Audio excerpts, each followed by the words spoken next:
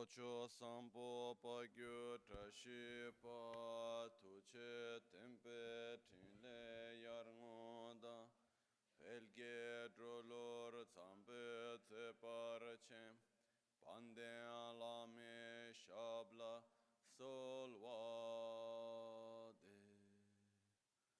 Om Guru Vajradhara Sumati Munish Utta Vardhanya Shri Bhadra Varsa Manya Sarva Siddhi Hum Hum Om Guru Vajradhara Sumati Munishasan Utta Vardhanya Shri Bhadra Varsa Manya Sarva Siddhi Hum Hum Om Guru Vajradhara Sumati Munishas Utta Vardhanya Shri Bhadra Varsa Manya Sarva Siddhi Hum Pakyuke Kudan Dagi Lu Pakyuke Sundan Dagi Nga Pakyuke Tukdan Dagi Yi Tön Yerme Çıktı Çingilo Makyuke Kudan Dagi Lu Makyuke Sundan Dagi Tukdan Dagi Yi Tön Yerme Çıktı Çingilo Om Muni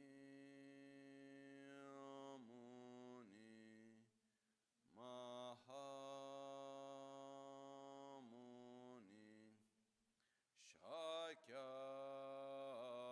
Shakyamuni Swaha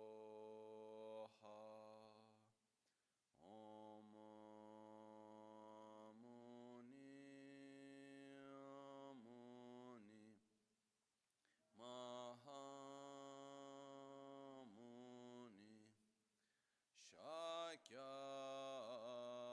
Shakyamuni Swaha Om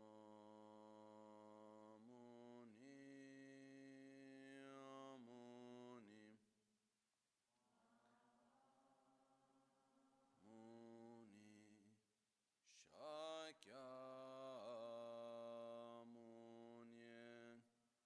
Swaha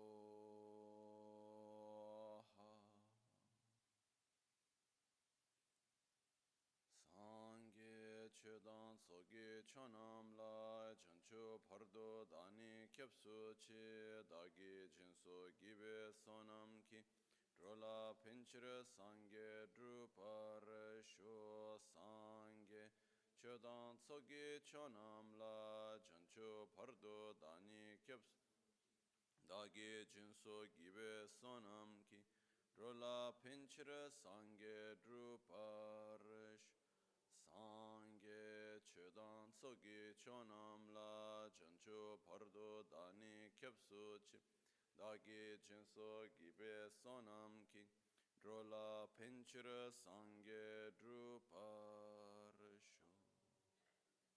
Nil Buddha, Nil Dharma, In the Buddha, Dharma, and Sangha, I take refuge until enlightenment. With the practice of generosity and the other perfections, may I obtain Buddhahood for the benefit of all sentient beings.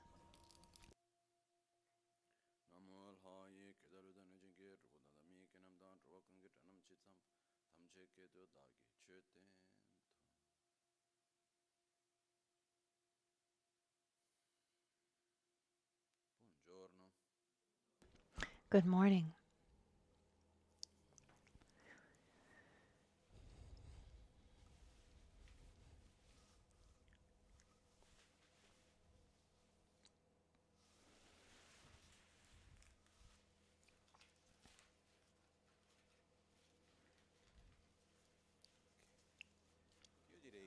I say today that we can start really from the beginning, the starting point, the original starting point, which is the strength, the force actually that pushes us to do everything that we do since forever in history, in the present moment, um, in the future, and regardless of the culture, place, social class, religion, level of knowledge, there's something that is at the basis of what pushes us to do what we do. E quello che ci spinge, And dal mio punto di from my vista, point of view, è una forza it's a che noi possiamo it's a riconoscere force that we can recognize within. ed è ad un livello non concettuale On a una non-conceptual forte level, it's a attrazione strong alla attraction felicità, a to stare bene, happiness, to e being una well, forte avversione and a alla strong sofferenza. aversion to suffering. Quindi nel nostro modo più In primario, our più, most come dire, primary semplice, way, simple, deep way, spontaneous way ogni of being, qualvolta che noi entriamo every in time that contatto we con un come into oggetto, contact with an sia questo object, dei nostri sensi be esterni, it of sia questo external senses mentali, or a un ricordo, mental un pensiero, object, una proiezione sul a futuro, memory, qualcosa, a sia esso thought, a projection onto the volente future, o meno, abbiamo una wanting or sensazione. not, we have a Questa sensation. sensazione può This essere sensation can be piacevole o pleasurable, spiacevole o neutra. unpleasant, or La neutral. definizione che viene The data alle definition that's given sensazioni to può pleasurable essere sensations, piacere, felicità, si può which we dare can tanti nomi we can diversi. give many different names of In particolare pleasures, per happinesses, definizione, but I really like proprio definitions. l'essenza e non tanto all'etichetta che viene data. Then we go really to the essence and not to the Le label. sensazioni cosiddette The piacevoli di so-called felicità pleasurable sono tutte le sensations sensazioni of che happiness, abbiamo they're che all the una volta in cui si sensations that manifestano once they vogliamo che manifest, we want continuino them to e che quando finiscano continue, and when vogliamo they che ritornino end, ancora we più want them to presto. come back as soon as possible. Le sensazioni di cosiddetta The sofferenza so-called o suffering spiacevoli sono sensations or tutte le unpleasant sensazioni che abbiamo e che sensations vogliamo are che all the quando sensations that we manifestano have possano manifestare. that when manifest, we want them to end as soon as possible, and when Le they do sensazioni end, we don't neutre want them sono to quelle come back sensazioni che ever. abbiamo che hanno Neutral un rapporto sul sensations, continuo o meno o there are spiacevole. sensations we have to which we Perciò don't care if they ogni qualvolta continue che or noi not, vediamo if they qualcosa, come back or not. sentiamo, So tocchiamo, every time respiriamo, we sentiamo l'odore, we piuttosto che have pensiamo a qualcosa, think of something or have c'è una any sensazione physical che contact, viene come it comes together with risultato di questo. a sensation as a Questa result of sensazione that quindi può essere contact. piacevole, And that can be spiacevole o neutra. pleasurable, unpleasant, or neutral. Naturalmente, al di là della Naturally, cultura, di be qualunque cosa sia, beyond culture, quando ci whatever it troviamo is, dinanzi a una when sensazione we piacevole, are in front of a pleasurable qual è la reazione sensation, che abbiamo? what kind of reaction do we Attrazione, have? avversione o Attraction, indifferenza? aversion, or indifference? Attrazione. Non Attraction. importa la It doesn't cultura, matter la our religione, religion, our qualunque culture. cosa che vogliamo mettere dinanzi a una In front sensazione of a piacevole, cosa abbiamo? pleasurable sensation, we Attrazione. have Dinanzi a una attraction, sensazione and in spiacevole, front of an unpleasant avversione. sensation, Dinanzi a we una feel sensazione neutra, aversion, and a neutral indifferenza. sensation È brings così us per un umano come è indifference. così per un And animale anche. it's as for Attrazione è una cosa humans, proprio it's the primaria, same fondamentale. for animals. It's something very Il primary, punto dove viene la fundamental. differenza The principale, difference, dove the la main chiave difference, the key è una volta che io ho is attrazione once I have e quella attraction, sensazione I continua, want that sensation to dove io continue. proietto Where quella am felicità, I projecting my dove io vado a happiness? progettare quella Where attrazione am affinché I io possa ripetere quella projecting sensazione, dipende da that cosa voglio ottenere that o cosa voglio evitare, feeling of affinché io happiness? possa evitare quella sensazione di sofferenza. I want to Cosa either devo ottenere o cosa avoid devo evitare. avoid this sensation of suffering. What do I need to Quindi avoid? noi Or esseri I want umani to continue to have viviamo this nell'interesse. sensation of happiness, of pleasure, happiness. What do I need Però to alla base keep di tutto quello che doing? facciamo ci sono At the queste basis of what we questi due do, pursuits, there are these queste two due pursuits, questi due obiettivi, questi due these cerchi, two questi due... objectives, the pursuits. Mi viene la parola adesso. I can't think of the word in Italian. No, quando vogliamo realizzare When we want to qualcosa di grande, realize something great,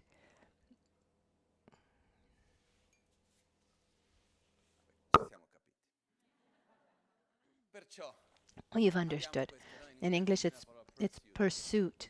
When we want to find something, we go towards something important. It's a challenge as well.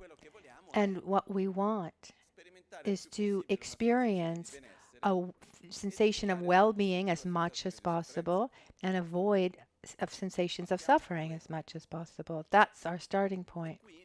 And here, there are many dynamics that overlap.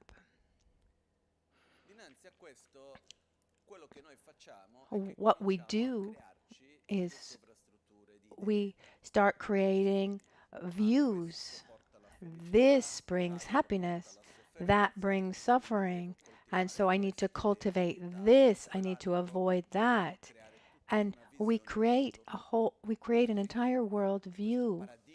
This paradigm in which we live, our worldview, a fundamental part of our worldview is what we should do to be happy, what is happiness, where can I find happiness, and what increases my suffering, what should I try to get, and what should I try to avoid. And this is a fundamental part of our worldview, because at the basis there's this sensation of pleasure, suffering, or indifference. And from this sensation, we use the traditional term that we use is craving. It's non-conceptual desire that goes towards the attraction to happiness and aversion to suffering. How does this desire manifest? One wants pizza, what someone else wants vegetables. Someone wants a steak, someone wants vegetables. Someone wants to be in company or have company. Others like to be alone. We're all different. But at the basis of this worldview, we have an idea of what makes us happy and what makes us suffer. And here there's a very important point. And personally, I understood it not that long ago.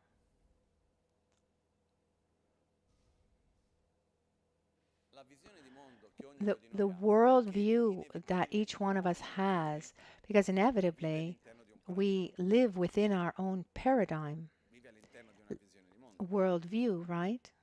Don't we? And understanding this is already a great step, because our tendency is what I see. It's not what I see, it's what is. Normally, we act like this. A very clear example of this would be, if I ask you, for example, can you see these red flowers next to me? Yes or no? Imagine that you're asking me the question, if I can see those flowers. If I were to repeat the question, being very precise, I would need to say, are you able to see that object to which I attribute the meaning of flower that appears to me in this and that way? Are you able to see the same thing that I see? No. Why not?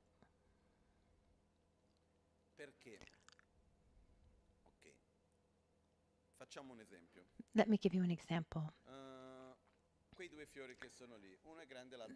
There are two flowers in front of the throne. And those of you at home, you can't see them. But there's a big object and a small object. Why? Because they're mutually dependent. The big doesn't exist without the small, and the small doesn't exist without the big one. They're mutually dependent. So one doesn't exist without the other. They are interdependent. When I see the flowers. The flowers that I see don't exist without me. Because when I see the flowers, actually what happens, there's light that touches that object. The light reflects back through the frequencies to my eyes. My eyes are able to perceive those light frequencies and then my eye sense consciousness is able to perceive that and does a quick check and attributes a name. So it says flower connected to a Christmas time. I don't know the name of the actual flower because I don't know these kinds of things. But so it's flower. It's a Christmas red flower. It's already starting to wilt a little bit. So I attribute a name, meaning. What happens is what I perceive doesn't exist independently from my sense faculty and my sense consciousness and the value that I attribute to it. But my perception of the flower couldn't exist without the object that I am perceiving. So they're mutually dependent.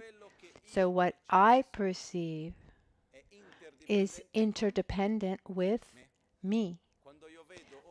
And when I see each one of you, I see my version of you, and you see your version of me. So what happens is we are mutually dependent. We are interdependent. Everything we perceive, we are interdependent. But when we ask, we say, do you see the flowers? What flowers are we expecting you to see? The ones that we see or the ones that others see? The ones that we see, right? Because when I ask you, can you see the flowers? I'm making reference to something that is some external reality. I don't see it as being mutually dependent. I see it as something independent and autonomous. Are you following me? Now, when I perceive reality around me through my worldview, my paradigm, we have the perception that what we perceive is not a version of reality through my paradigm, but is the actual reality, and most of the time we're not aware to live within a paradigm at all. All right? This paradigm of ours is made up of many things. There's a part of our paradigm that's made up of our body and genetics. Because according to our predispositions that come from our parents, grandparents, etc., we have different predispositions, and just based on that has an influence so that we perceive reality differently. Many studies show that traumas, different kinds of traumas, are actually handed down from generation to generation, even when a son or daughter doesn't even come into contact with the parent and never meets the parents and grows up in a totally different context. There are trauma that are handed down. And you can see this. There are many studies also with animals as well. So there's a part within us that influences our perception of reality that comes from genetics. And there's a very strong part would be all the information that we've received up until now, the cultural context, social context, etc., etc. This all influences our way of perceiving reality. All the way up to the last messages that we've just received on on our cell phone. And then we have all the experiences that we have accumulated up until now, our own subjectivity of all our past experiences. That's another filter through which we experience reality. And then we have what's called in Buddhism the karmic imprints, which are actually predispositions that one brings from life to life. And that's another important filter. And then there's also our physical state of being in the present moment. Our body is another important filter through which we perceive reality in the present moment. But all these filters work together. So my point is, we live within a paradigm, and I think here we all agree. This paradigm, is it something that we have totally created, or is it something that we have inherited in part? When we think about the cultural context, our education, we inherit a tremendous amount. And a fundamental part of the paradigm is what is happiness and what is suffering. What makes me happy and what makes me suffer? So somehow we are an evolution, for better or worse, of the worldview, the previous worldview, not only of our parents, but also from our entire social and cultural context from which we come.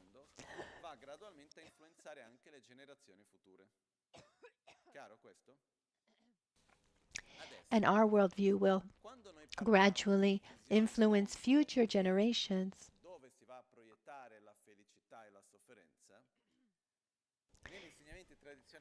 In traditional Buddhist teachings, this worldview is divided into two types. There's the first crossroads, even much earlier than the concept of Buddhism, and you can find this in many contexts. This crossroads comes between a materialistic world and a spiritual world. And what defines these two? A materialistic world, I like calling it the materialistic utopia, is where we believe that to be happy or to not suffer, this depends mostly on external conditions. And so when people will act in a certain way, or when materially I'll be like this or that, or my body will be like this, and my savings will be like this, and the government will be like that, when around me the world will be according to what I think it should be, then I will be happy and I won't suffer. That's one view. This view, this materialistic view, can be divided into two types. There's a part of the materialistic view that believes that this is possible in this lifetime.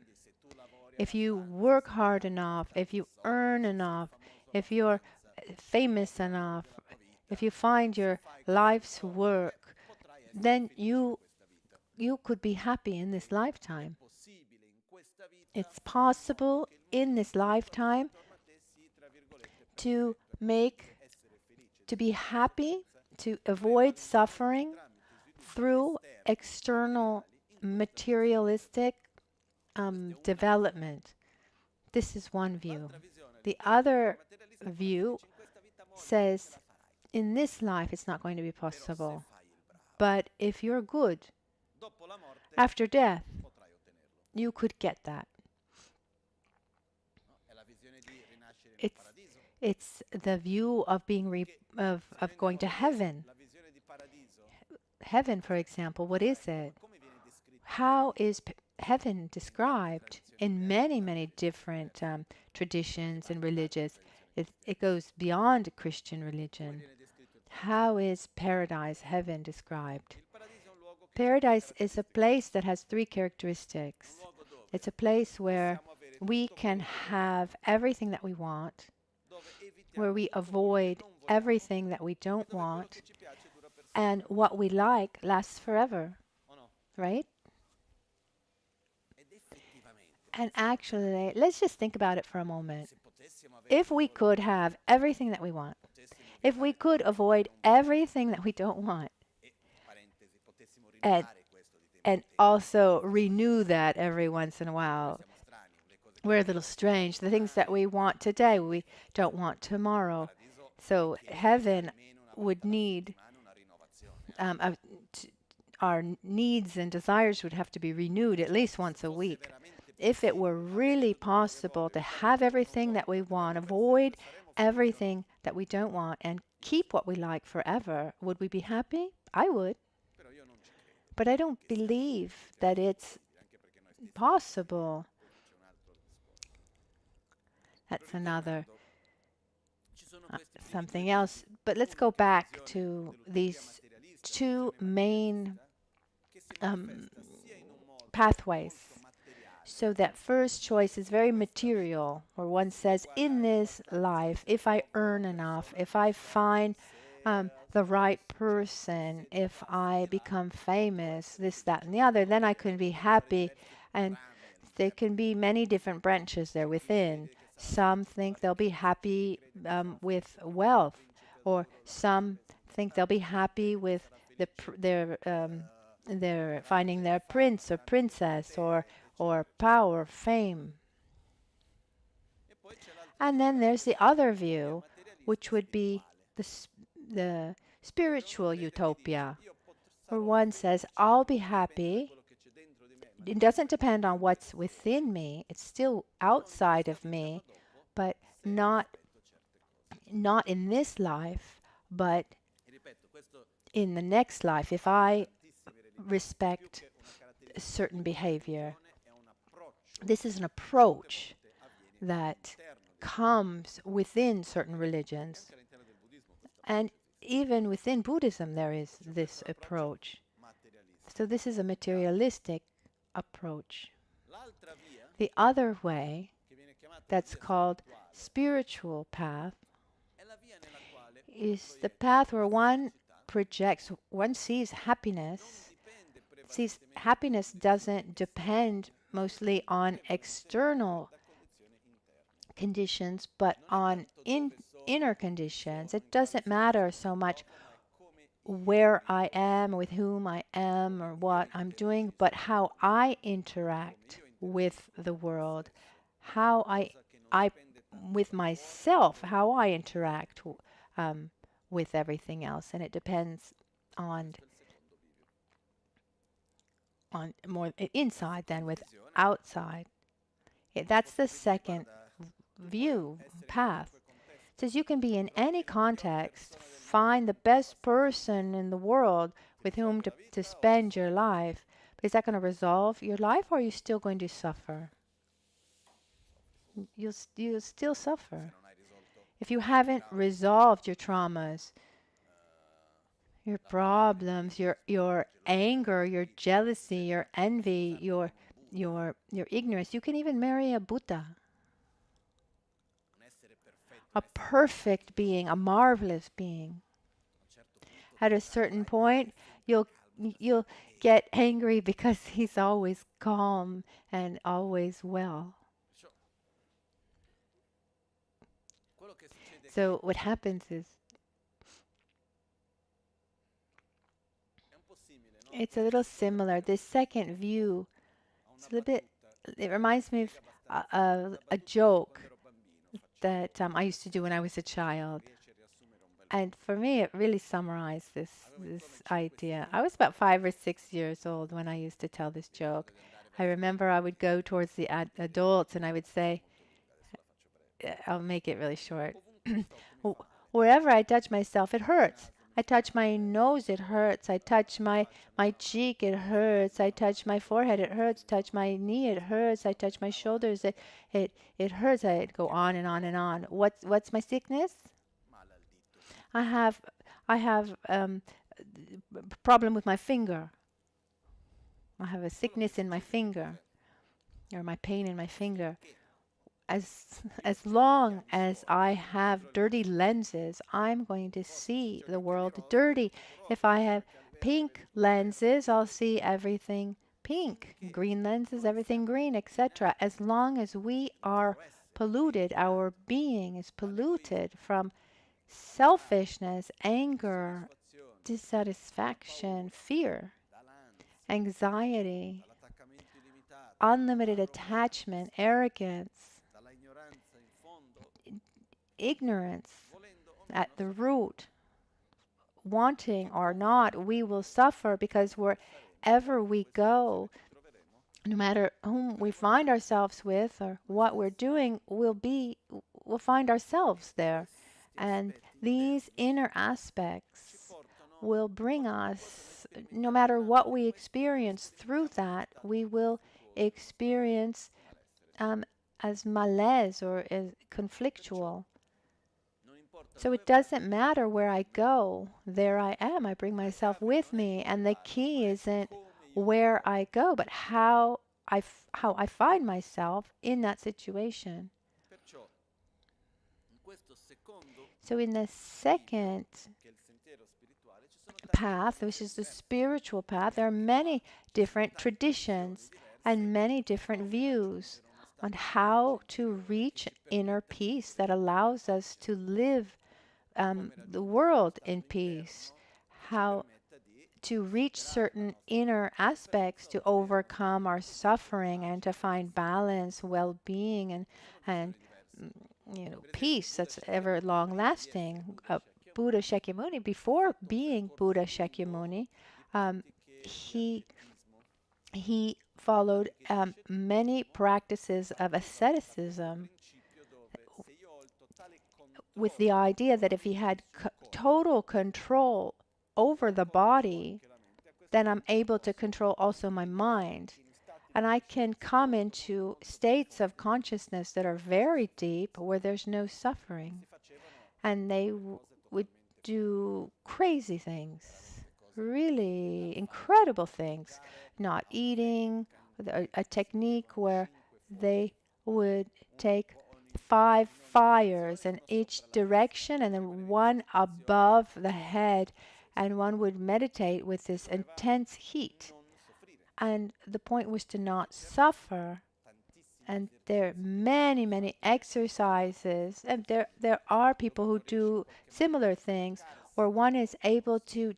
to Quello che Buddha Shakyamuni disconnect from the aveva body raccolto to è che overcome riusciva a its entrare in questi suffering. And stati he explained that he was meditativi able to profondi, enter into these che very entravano deep una sorta di meditative stato states, a neutro, kind of dove non c'era né neutral state sofferenza né where there piacere, was neither una suffering sorta nor di, pleasure, a kind of, si può dire, stato neutro, and chiamiamo così, let's call it a neutral dove state, anche where piacevole per if certi versi, somehow dove non pleasurable, sentiva il corpo, non c'era il because contatto col there corpo, wasn't era lì, non the c'era sofferenza. contact with Solo che lui diceva, with bisognava the stare in quegli body, stati with per and there settimane, was no suffering, ma prima o poi and one could finiva e quando stay in that finiva state for weeks, but when it ritornava come ended, prima. then one would Qui anche questa non è la soluzione. go back to suffering. And so he realized this was Ci not sono the tante answer. altre vie And diverse. many other different ways. Buddha Shakyamuni Buddha ha trovato la Shakyamuni sua strada, found his own path dove where è andato a dare enfasi he would give prevalentemente non emphasis sulla sofferenza o la felicità, mostly not on suffering and ma dove la happiness, but sofferenza where e la felicità suffering and sono happiness viste are come dei seen risultati as results, as e symptoms. dove noi dobbiamo mettere And l'energia we need to solo put nella our causa. energy into the cause. È un po' per dire, It's like saying, se io voglio avere un prato fiorito, if I want to have, io non devo mettere enfasi nei fiori, if I want to have io a, devo mettere a semare lawn with l'energia nelle flowers, I e dopo shouldn't dove devo put mettere emphasis on l'energia? the flowers itself, but on having the right Semplicemente seeds, nell'acqua, and then making sure that I have nel the right sole, fertilizer, affinché water, poi cosa sun, ci siano i fiori.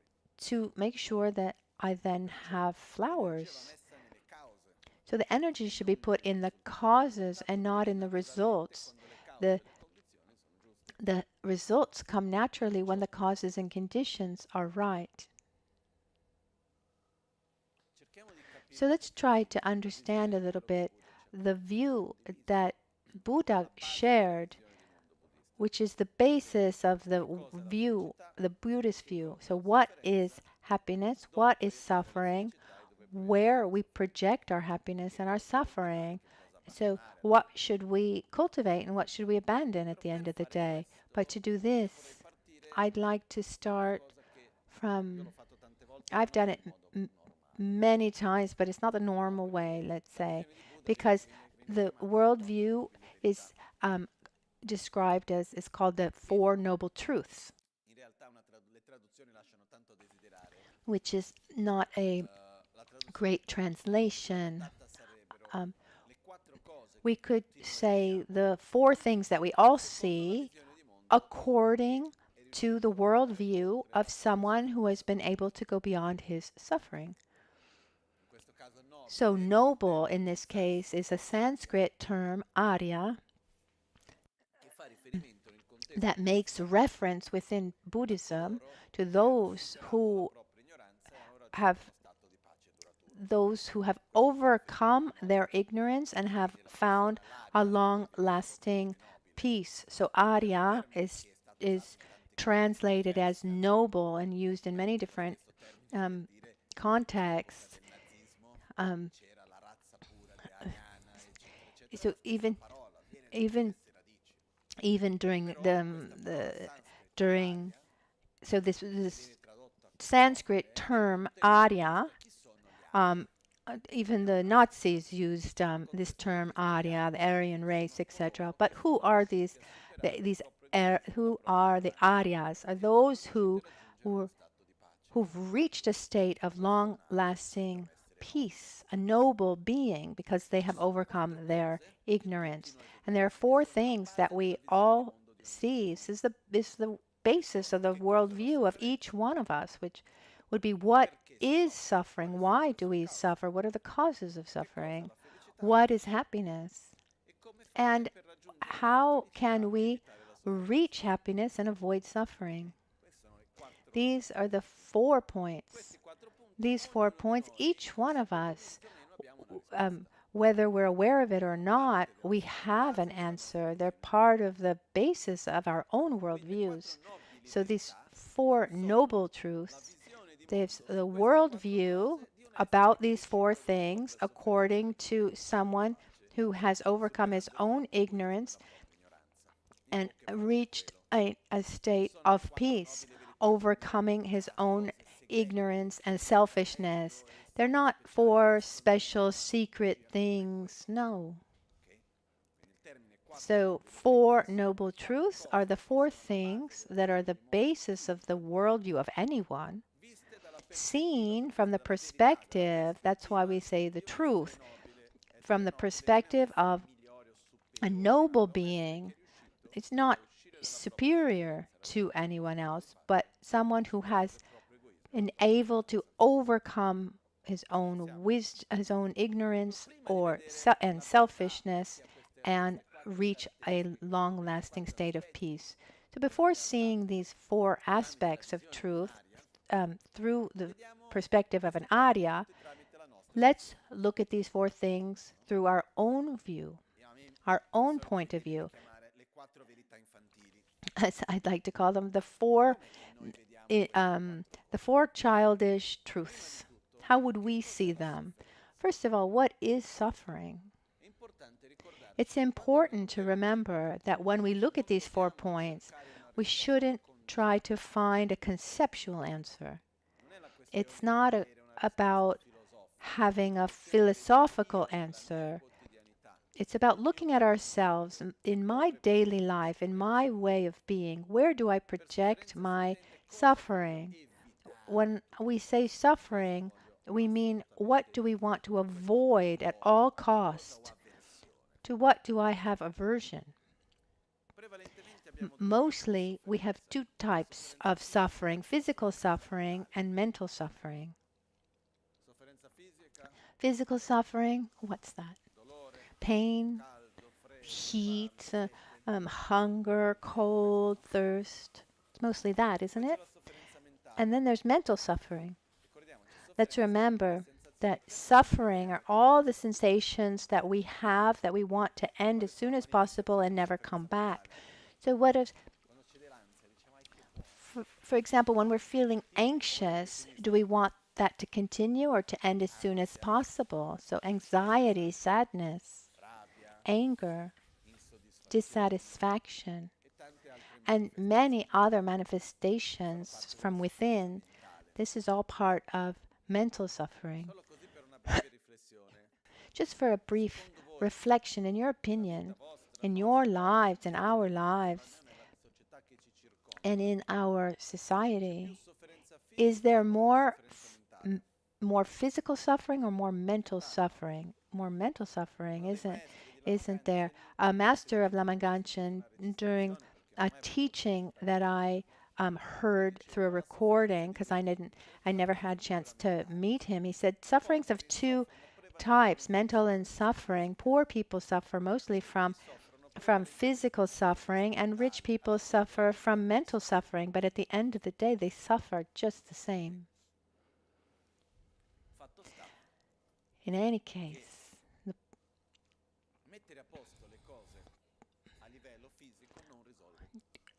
fixing things on a physical level doesn't resolve anything. What we've realized is that first level,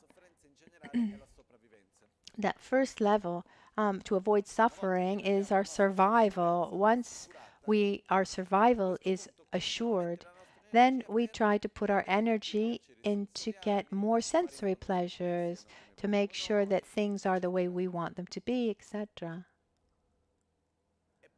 It's crazy to see how in our society we have been able, in an incredible way, to overcome much of most physical suffering. In the wintertime, we can stay warm. In the summer, we can stay cool. We don't know what hunger is. On the contrary, there's an enormous problem of obesity, pain. There's so many analgesics to cut off pain. So we've been able to reach a state of comfort that is important. And it's like an X. So as our discomfort has decreased, and our comfort has increased, and at the same way, depression and psychological problems has also increased. So our mental health is diminishing. If we looked at our society today, if we looked at the psychological health of our society today, it's increased, and our level of comfort has also increased. I mean, there's something that is not right. So suffering for us is, we can say it's physical and mental suffering. And even here, just to conclude this reflection, for physical suffering, where should I look for the solution? If I'm hungry, and I meditate, is that going to resolve? Maybe it helps a little bit, but it doesn't resolve it. I need to eat. If I break an arm, do I pray and meditate, change my worldview, or should I go to the doctor? I need to go to the doctor. Obviously, if I have an inner attitude that's balanced, etc., that's going to help me face that physical suffering. I've seen many, many cases like this. That's another topic. But generally speaking, for physical problems, we need to look for the solution in our body, outside. And mental suffering, should we look for the solution in food, in the shopping center, in sex, in pleasures in general, in alcohol? Does that work? No. So there's a very simple rule. If the problem's in the body, the solution can be found in the body. If the problem's in the mind, the solution needs to be by interacting with the mind. The solution is in the mind. Now, generally speaking, we see these two as suffering, mental and physical suffering. And in our opinion, what's the cause of our suffering? Why do we suffer? If we were to summarize, mostly we believe that we suffer for three reasons that we touched on briefly before. We think that we suffer, number one, because we can't have what we want. We think that we suffer because the person doesn't act in the way that we think he should. The world isn't the way it should be because I can't have what I should have or what I want. And within that, what I would like to have is not just material things. It could be that reality doesn't correspond to the way I think it should be. The person doesn't act in the way he should. I can't get what I want. So the first reason why we think we suffer is because we can't get what we want. We're a victim. The second reason why we think we suffer is because we need to live situations that we don't want to live. It's not because that person doesn't do what he should do. It's because he does what he shouldn't do. And it's not because the food isn't as good as I think it should be. No, it's the food is terrible. There are situations that I don't live well. And so I think that I'm suffering because I need to live situations, objects, people, behavior, etc., that I just don't like. In other words, that first reason that we think we suffer is because we can't get what we want. The second, because we need to experience and live what we don't want. The third reason why we think we suffer is because we need to be separated from what we like. People, situations, places, objects. And if we look well, try to find a moment of suffering that doesn't fall into one of these three categories.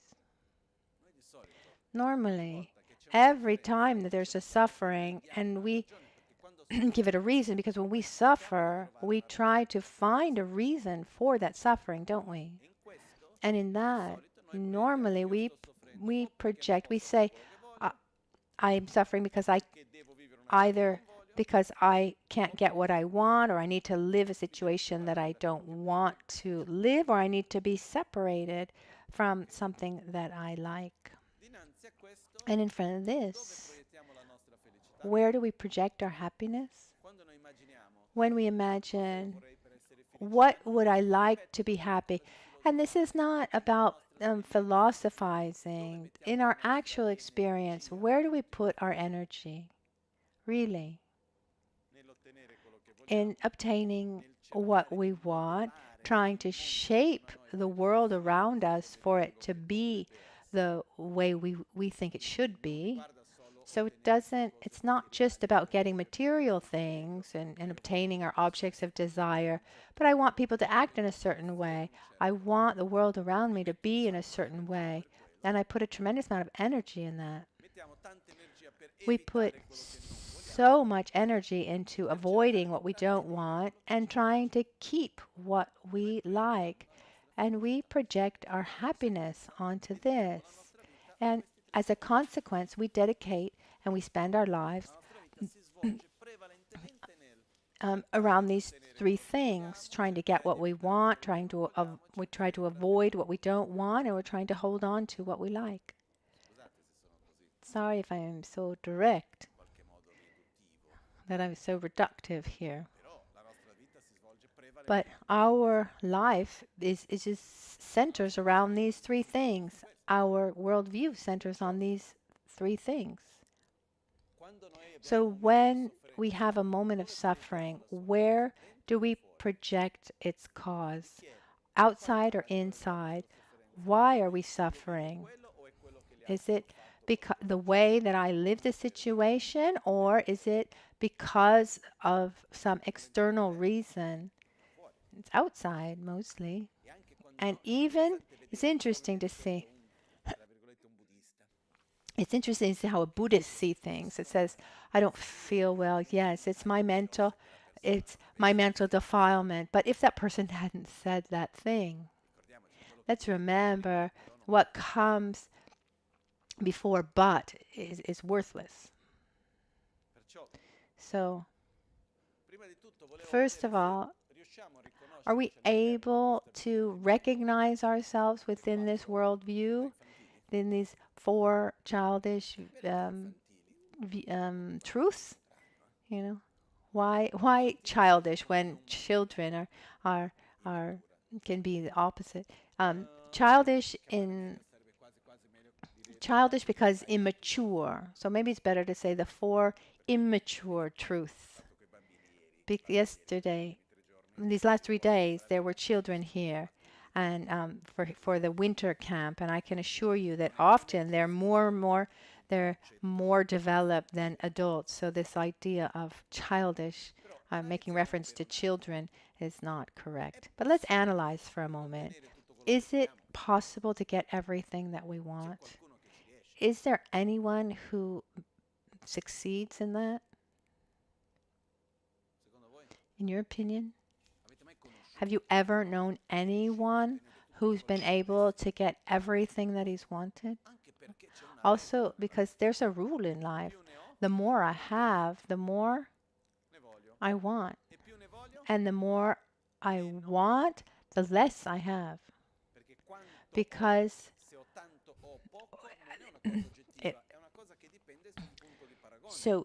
how much I have depends on a comparison. So if I want 1,000,000 and I have 100,000, 100,000 is very little. So the more I have, the more I want, and the more I want, the less I have. Why is that true? Here, just on a quick side note, but it's really important to understand this dynamic. When we obtain something, some kind of recognition or sensory pleasure, or we get something material, or we see something new, or any one of our senses are stimulated. What do we feel when we feel that? We feel pleasure, and this connects to something chemical within our body, which is dopamine, this neurotransmitter. This pleasure is connected to dopamine with this obtaining, getting something. But what happens with dopamine? The stronger the pleasure, the stronger the dopamine, then the stronger the fall. So what's the natural reaction after? Do we stay in a great state of satisfaction and where we say, oh, how wonderful I had that experience? Or is there a kind of void and a need to repeat that thing? Is one feels more full or empty? Empty. Why? Is it a defect from the is it a factory defect? Or is there a function behind it? There's a very important function behind it. And if we weren't like this, we'd all be dead. Because if eating wasn't very pleasurable, and we didn't get have that need to eat again, who would put all the energy into into eating, into getting the food and then eating it. What behind all of this is the fact that it's pleasurable to eat and hunger is not. So in reality, what happens in our own process of dopamine, and then this fall, and then there's that desire, that craving of that need to get it again, that generates within something very important, which is our, what's it called?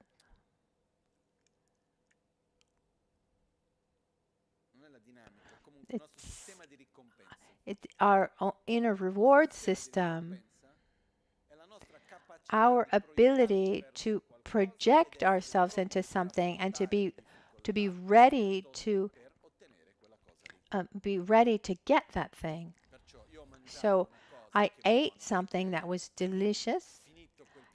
That pleasure ended. I feel empty. I want to feel it again. I'm ready to do what's necessary to repeat that pleasure. Are you following? But actually, do I want that food or do I want that sensation of pleasure? I want that sensation of pleasure. So let's remember that our system is made up is like this. When we get pleasure, naturally, that pleasure at a certain point ends. The stronger the pleasure, the harder the fall, and the more we experience pleasures, the greater the amount of dopamine is released in created and released in our body. Then the more the more and the stronger the pleasures are necessary to maintain that same level of dopamine. That's new things bring that sense of pleasure related to dopamine. That's why seeing something twice is not interesting. So I need to stimulate. I need to have new stimuli, stronger stimuli to get to that same level of pleasure and dopamine. And here we get to here we see an erroneous view that when we project our happiness on dopamine, then it's a trap, because chemically speaking, the more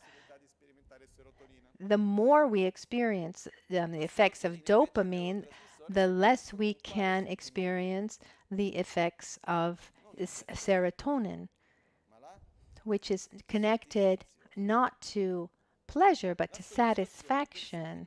Satisfaction is that feeling of fullness where in front of something I stay in that pleasurable state. And it's interesting that as where dopamine comes mostly by obtaining something, serotonin is much more connected to giving, to sharing. And there's another chemical aspect, another neurotransmitter, which I think is very important when we talk about happiness, which is oxytocin, which comes from contact, from looking into each other's eyes, into manifested this exchange of affection, this contact. Beyond little messages, there's no oxytocin in messaging. Maybe with a little emoji, something can come. Maybe a little bit more with a video call, but it's still not. Doesn't work. The oxytocin comes when we hug, when we touch each other, when we show affection towards each other and receive affection. And this is much more connected to the state of happiness than the dopamine. So it's clear that the more I have, the more I want, and the more I want, the less I have. The first illusion of happiness is I will be happy when I will be able to get what I want. Is that real? Is it possible, or is it an illusion? What's the only key to to to the key to wanting everything? Um, wanting everything, wanting to get everything, you can do that if you want everything you already have. Otherwise, it's impossible. And is it possible to avoid things that you don't want? No, that's also an illusion. And that third category, is it possible to never be separated from the things that you like? Every situation that you come into contact with a person, with a place, or a thing, as soon as you encounter it, it has a beginning and it has an end. So it's an illusion to think that we can always hold on to what we like. So this worldview that we have is not sustainable. It's an illusion in itself. And within this worldview, we create a kind of manifestation that worsens things. It's it's a key to many aspects of our society, that this illusion that the, to follow the law of minimum effort and maximum comfort. The more I can work, the less effort I put into things, and the more comfortable I am, the happier I'll be. Just look at our society and how we've developed technologically many things. What direction has it taken? In cultivating determination, effort, constancy, and patience? Or in obtaining things easily and without effort? Just look.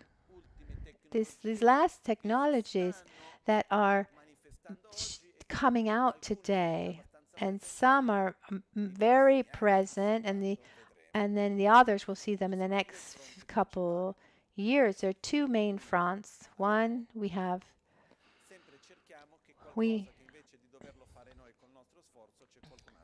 so instead of putting effort into ourselves, we try to get something to do it for us, starting from the calculator. What's the result of calculators and Excel files? And I'm not talking about the things that they were able to do, but as human beings, as subjective experiences, how is this related to human development? We're not able to do math. Well, it means when a certain characteristic of our brain doesn't get used, that characteristic, that aspect, dims. And instead, the more we use an aspect of our mind, the stronger it becomes. And let's remember that this will be handed down from generation to generation. There will be a genetic part that will be handed down. So that mental ability to do math will gradually diminish and just get worse and worse. But as we've used calculators to do math today, we are using means like artificial intelligence to find solutions instead of using our own reasoning, our own mind. So we are relying on something external to do something that we should do. And on one side, it's absolutely marvelous. Myself, I needed a transcription of a lesson that I did for children. Normally, what would we have to do? One needs to listen with attention and type in the words. And our experience when we have an audio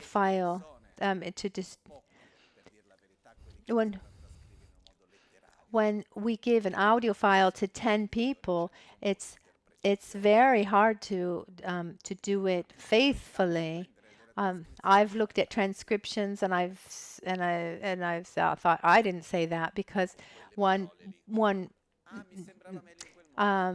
one modifies it. One thinks, oh, well, I thought it would be better to write it like that. Well, that's no longer, that's not a transcription. That's someone has added something to it. So artificial intelligence, instead, in 5 minutes, I have the entire transcription. But by doing this, we're more and more, we're looking for ways to be more comfortable with less effort. And what's the next thing that we're going to do with this? We'll have robots to do things. So what's our dream as a society? One doesn't need to do tiresome things. There'll be a robot to clean and do dishes and to garden or take care of the sick mother. And what will we do? We'll be just depressed, stupid people at home. Of course, if I set the robot to do practical things and I use my time to meditate, well, okay, but I don't think that that's what's going to happen. Because what we've seen in these last decades is that when we use technology to increase our comfort and diminish our effort, the time that we gain, we don't know how to use it in a healthy way. Or am I wrong?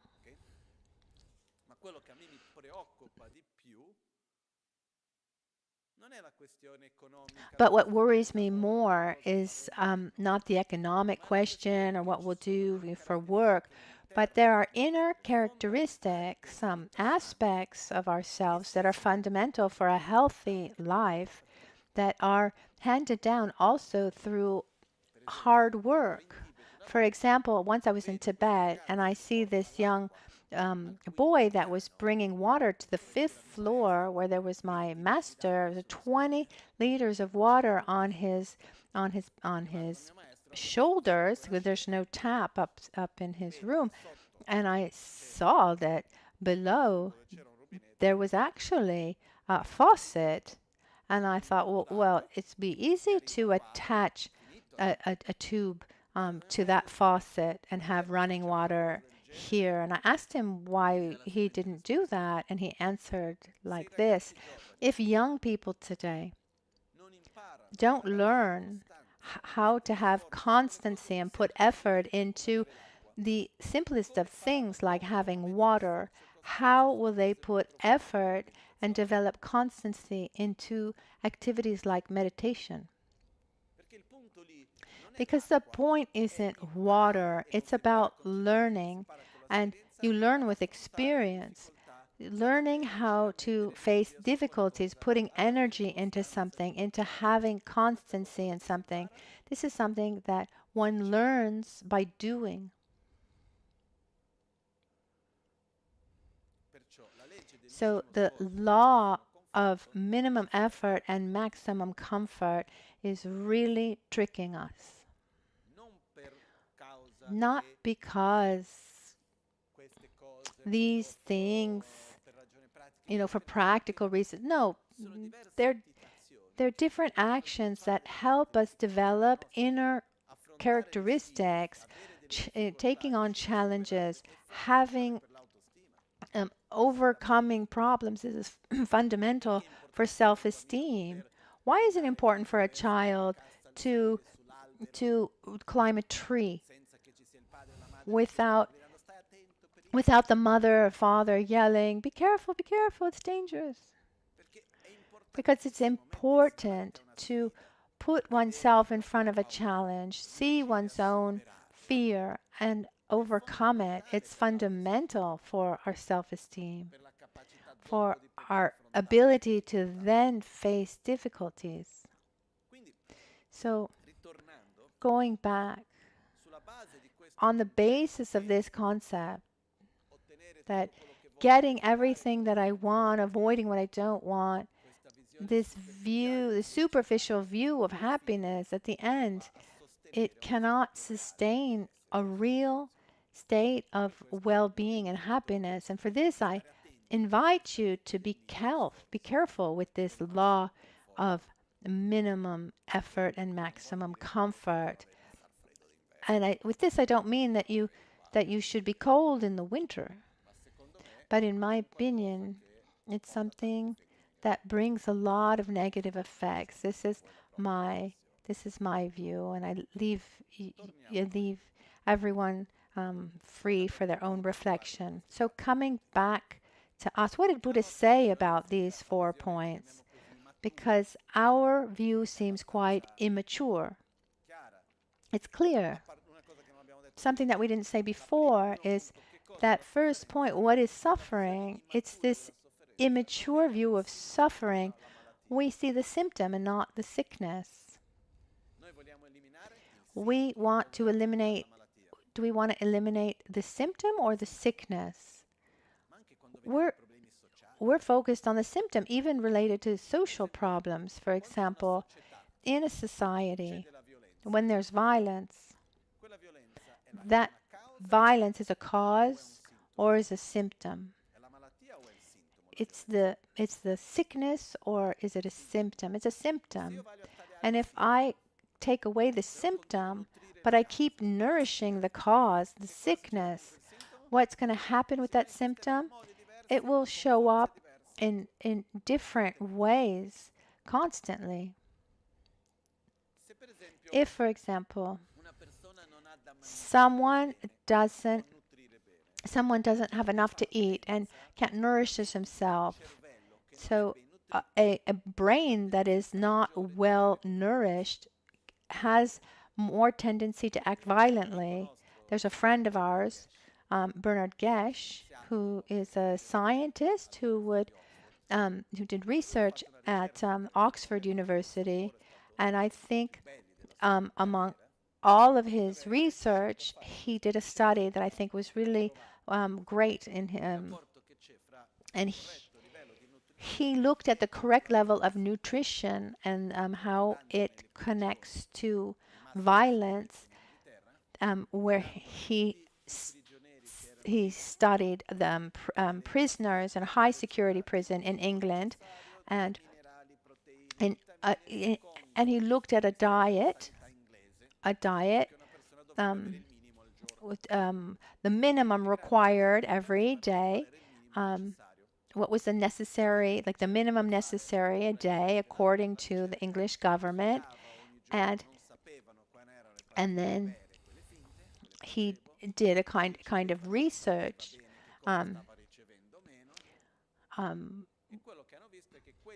They showed that those who were actually eating that necessary nourishment, their violent action actually diminished 33%. So nothing, the result that was much more beneficial than any kind of psychological support or whatever. When we eat well, is someone, when one is hungry, are you more nervous or you're calm? You're more nervous. Or when you're in pain, you're nervous. When you're worried about your own survival, are you more nervous? That level of nervousness or violence is something that stays within that person or also influences others. If I'm near someone who is nervous or angry, that affects me, doesn't it? So if I take a part of the population that lives in a state where they eat badly, where they have a hard time surviving, making ends meet, if I imagine myself in that situation, would I be relaxed or tense? I'd be very tense. In this tension, I would try my best way to survive. And sometimes that comes out in forms of violence. when there's violence in society, that is not the cause of the problem. That's not the sickness, it's a symptom. But our tendency is to treat mostly the symptoms. Symptoms need to be taken care of, but in the meantime, most of the care should be given to the sickness. When we have a headache, for example, do we see it as an alarm? The alarm if something's not right in our liver or in our cervical spine or something, or do we just take something to dull the pain? So it's we have this tendency to stay on a superficial level where we face the symptom and we don't see the sickness, when instead the symptom is always an alarm to show us that something's out of place, that is not harmonious, that doesn't work. So we need to go beyond the symptom. This is what, and this is the same, it has to do with the body and the mind. A person who feels lonely all the time, or someone who feels abandoned, that sensation of loneliness or abandonment is the sickness or is the symptom? It's the symptom. And it's often caused by a past experience, a trauma that wasn't faced. And as long as that wound isn't healed, that dynamic will keep repeating itself. I don't know what's ever happened in your life, that you've had a particular situation, you do everything to avoid that situation. I've been free, I'm free of that situation. You turn the corner and you find it again with a different name, different form, different color, but you find that same situation and you say to yourself, oh, look how unlucky I am, and you do everything to free yourself from that situation and you find yourself in that situation again. Or one who puts a finger on the cheek. Oh, my cheek hurts.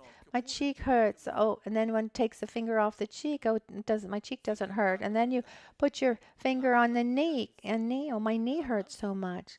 As if you don't treat the sickness, the symptom will continue to come out. So Buddha described suffering on 3 levels. That first level is that level of symptom that we call suffering. He calls it suffering of suffering, physical and mental. That second level is when that sickness is present, but the symptom is not manifested. So the moment where I feel good, but my sickness is still present, it's just a break. And sooner or later, that symptom is going to come back.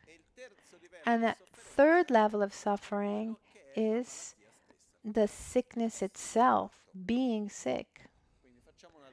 Let me give you some examples. That first level is called the suffering of suffering, and being a symptom, it's the mental and physical suffering. The second level, it's called the suffering of change. These are all the experiences that we have, pleasurable experiences, but when kept, they're transformed into suffering. They're those things that the more I have, they don't make me feel better. And the more I have of that thing, little by little, that thing loses its strength of pleasure and turns into suffering, like all pleasures of the body. The example that I always give, if I drink water, it's very pleasurable because I'm very thirsty. But after the third glass, it's not that pleasurable as before. After the third liter of water, it starts to become a cause of suffering. Think about any pleasure, music. oh, how beautiful that music. But if that music just stays there and never stops, an hour, 2 hours, 3 hours, 1 day, 2 days, 3 days, that is actually a technique of, it was a research technique for torture during the Second World War. They took beautiful music like Mozart, classical music, and they would put that same music for days and days and days on end. And that would generate an important state of suffering.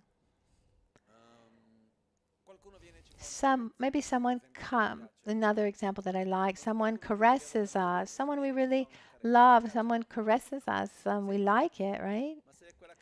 But if that caress goes on and on, a half an hour, with that same intensity, that sensation of pleasure, does it increase or diminish? It diminishes. Everything, all sensorial pleasures, which is dopamine, they're not able to uphold that pleasure, that happiness. After a while, that sensation of pleasure ceases, even if we stay in contact with that same object. So everything that translates into pleasure cannot uphold our happiness. There's nothing wrong with pleasure. Simply, the poor pleasure, it can't sustain happiness. It's an illusion of long-lasting happiness. And that's why this is part of the suffering of change, or the suffering that changes. These are not suffering in and of themselves, but they are of the nature of suffering, because sooner or later they transform into suffering. It's a bit like, I like the image of the seesaw.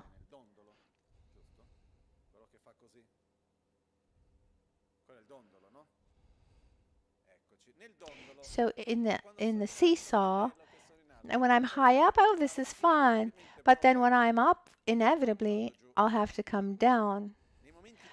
And those moments of pleasure, and sooner or later, that pleasure ends and we go down. But when we're down, sooner or later, we'll go back up. So we spend much of our life wanting to go up. And when we're up, we're afraid of going down. And we do this, up and down.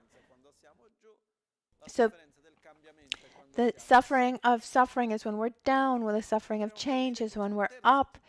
But we need to understand that there's a third type of suffering, which is all permeating suffering, which means being on the seesaw.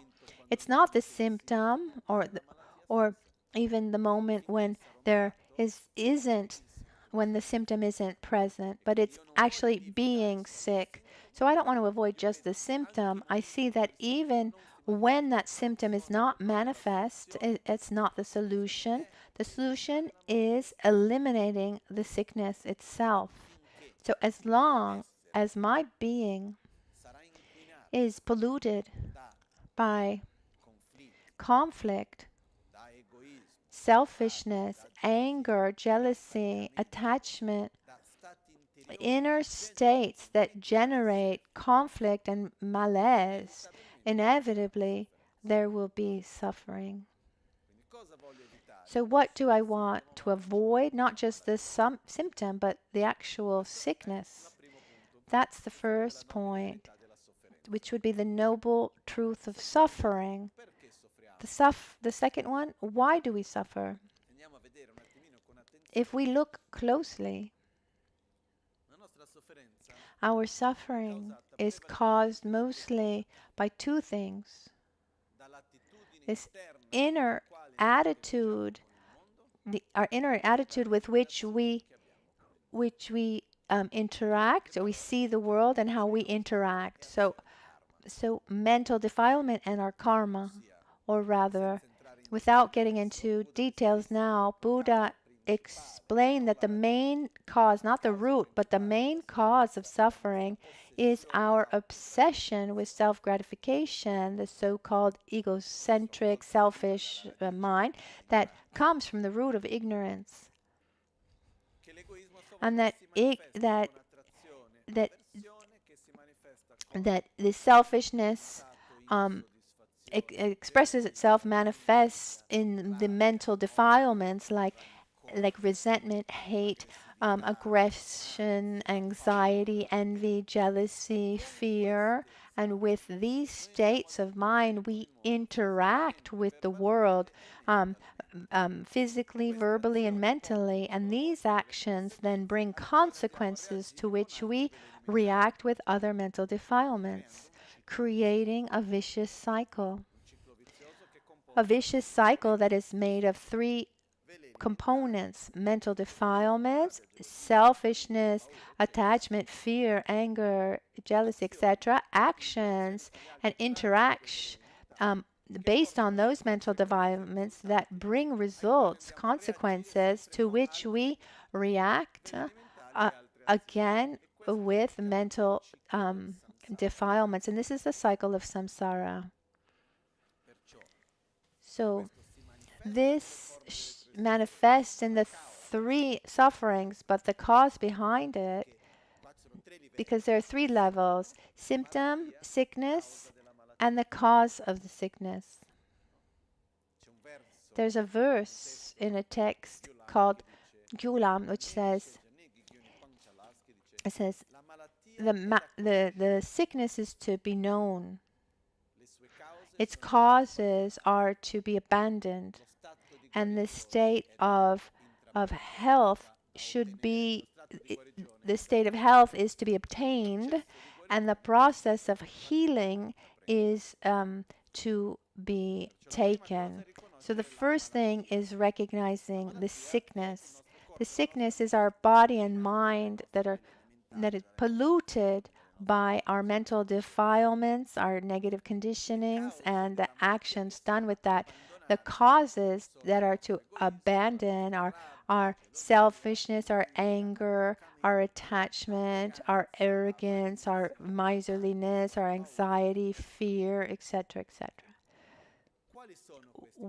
What are these so-called mental defilements? The definition of mental defilement are all the mental states that when manifest, they take away strongly the state of peace, and they bring the person to a state of non-peace.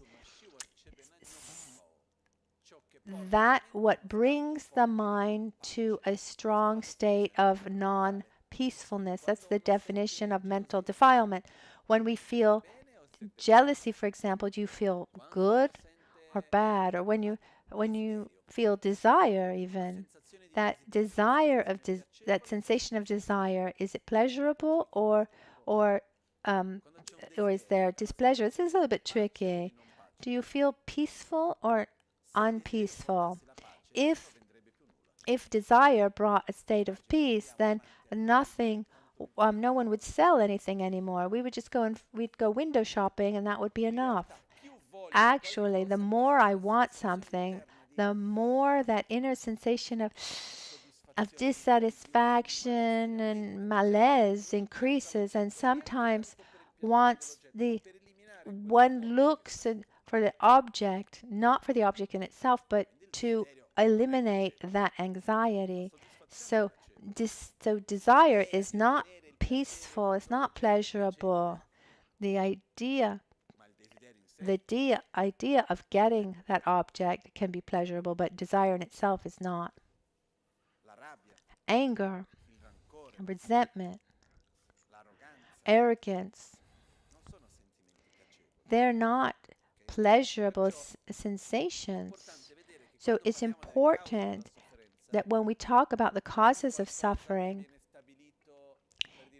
it's not something that is established and Buddha said it and we don't discuss it. It's not moralistic. Instead, the best judge to see if that feeling is positive, we're the best judge of that. This is not a moralistic issue. Even better if on a mid and long term that brings a state of well-being. So the causes of suffering, our selfishness, our anger, jealousy, rabia, anger, etc., unlimited attachment, etc., etc., and ignorance at the basis. The fact that we relate to everything with reality in an inconsistent way, and it's connected to what we said at the beginning, that we're not aware, or reality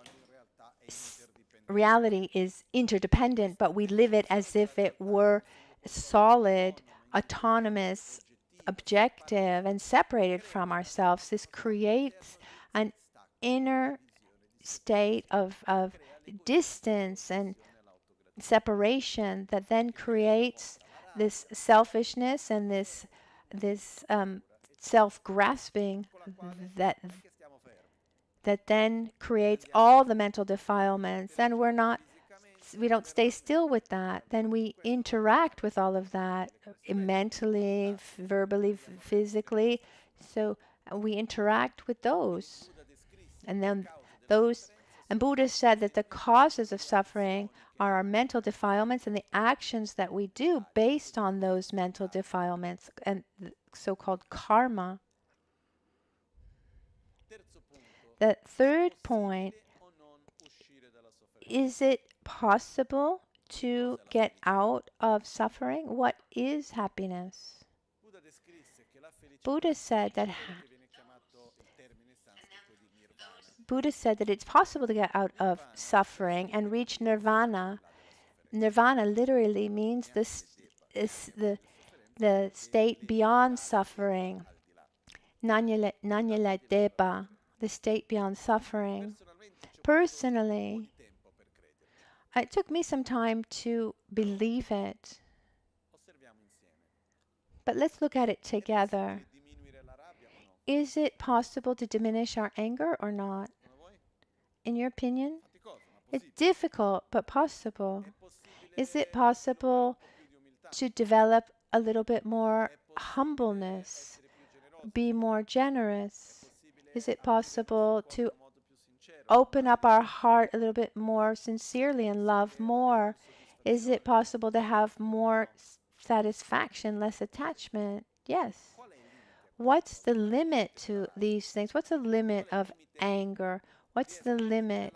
So I'm able to diminish my anger, but is there a point in which I can't eliminate it anymore, or can I eliminate anger so much that no experience whatsoever would make me get angry? I think that's possible. Not at all easy, but possible. What about love? Is there a threshold? I can love only 150 people. And I say this number because 250, 225 is there's a very interesting study that says that someone is not able to relate directly with more than a certain number of people. And I can't remember what it was about 250 people. And in an organization, in a company, beyond, if a company is larger than that number of people, there can be many problems and different dynamics because we're not able to relate directly to more than a certain number of people. But what about love? How many people can we love? Is there that same limit? What's the limit given to love? Selfishness. As long if I love only those who do well to me or do good to me, then that's an exchange and it's limited. Instead, if I love in an unlimited way, then I can love. There's no limit to the number of people I can love. So if I'm able to eliminate all these causes of the sicknesses, eliminate these mental defilements, and be cured from the sickness, where my body was polluted with these mental defilements, and um, and the causes, the actions done by those. It's possible. It's possible to eliminate them all and reach this state of that is beyond suffering, this so-called nirvana. And here within Buddhism, it's extremely important to remember that we can do it. I can reach a deep state, a long-lasting, sustainable state of joy and peace. I don't think in the text of Buddha we can find sustainable happiness, but this term is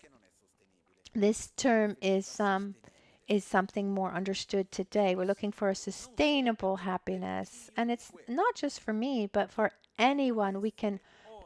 All beings, human beings, animal beings, all beings have this same potential at the basis to reach a long-lasting, sustainable, and deep state of peace. And now we look at the fourth point. What do I need to do to get that? I need to live a life, a way of interacting that with my physical interactions, my verbal interactions, and with my mental interactions, I gradually cultivate more and more that which upholds this state of happiness: love, respect, gratitude, compassion, generosity, stability, satisfaction, altruism, wisdom, coherence, harmony.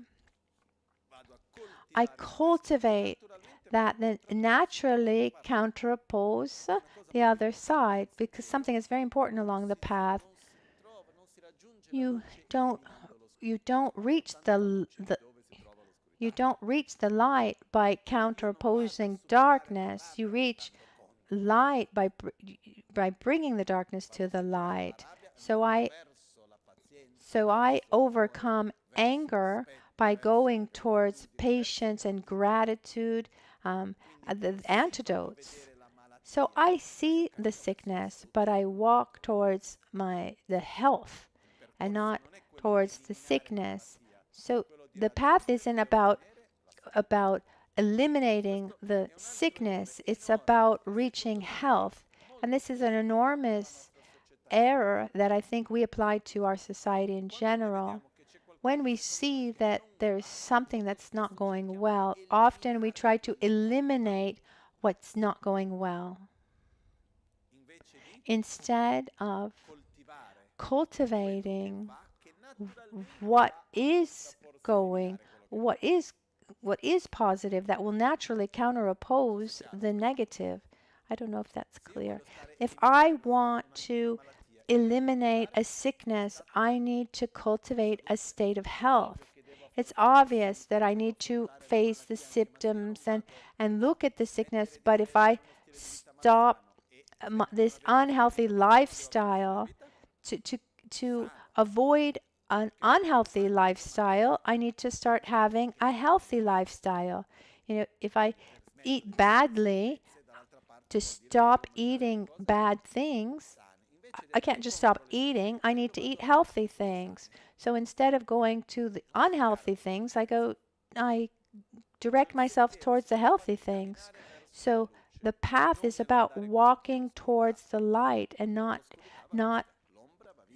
towards the darkness. Of course, the darkness, the shadows need to be seen, but they are eliminated by bringing the light. So the path in the end can be summarized in, if one ask, well, what does a Buddhist do? I don't know. Ask them.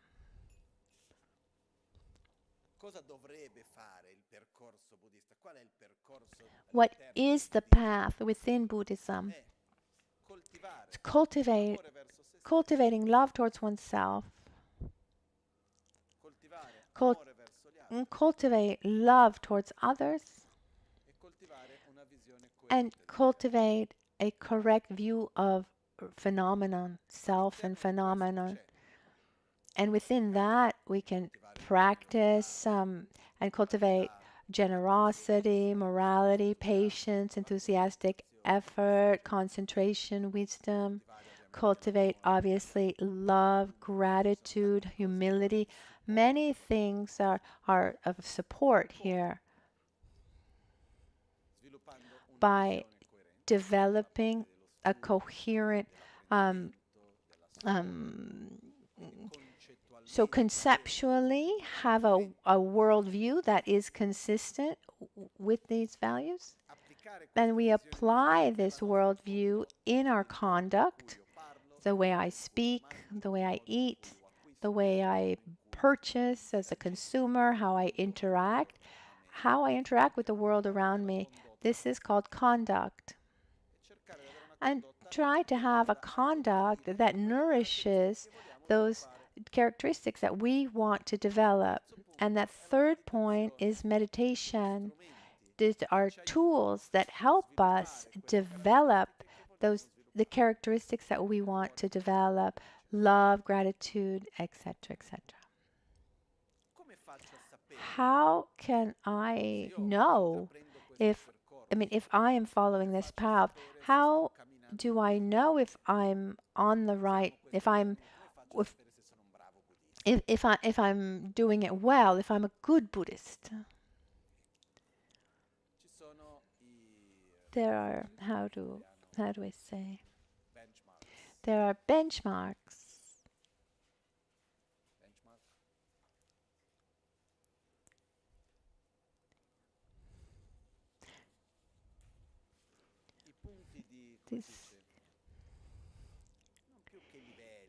Not, for example, if let's use that analogy before. I'm sick and I go to the I'm sick. I go to the doctor. I'm following the treatment. How is it that the doctor knows if I'm how I'm doing? Okay, let's take a blood test, for example. So we use parameters. So what are the parameters, the benchmarks that we use to see if we're actually healing or not?